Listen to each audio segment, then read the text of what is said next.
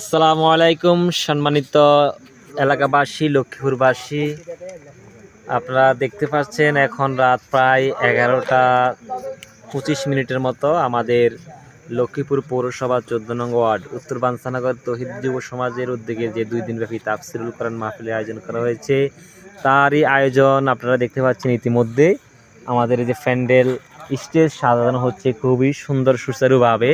আপনি দেখতে পাচ্ছেন যে আমাদের এই যে স্বেচ্ছাসেবক ভলেন্টিয়ার বলেন, আমাদের পাঠাগারের সদস্যরা এখন পর্যন্ত রাত জেগে আছে।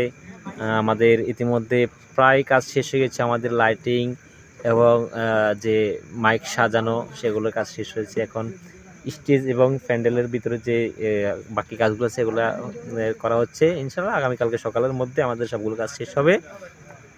আপনারা সকলেই আমাদের এই 2 দিনব্যাপী তাফসিরুল কোরআন মাহফিলে এসে আমাদের এই মাহফিলকে সাফল্যমণ্ডিত করবেন।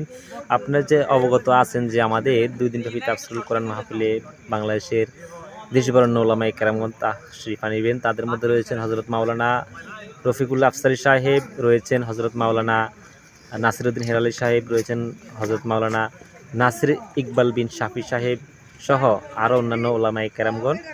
তো আপনারা আগামীকাল বাদ আসর হইতে আমাদের মাহফিলে যে আরম্ভ সেটা শুরু হবে। আপনারা আসর থেকে এখানে আসবেন এবং এসে আমাদের মাহফিলকে সাফল্যমণ্ডিত করবেন, এই আশায় ব্যক্ত করছি।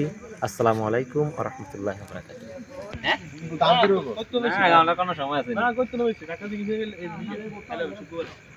যদি কচু টুচু করতে লইব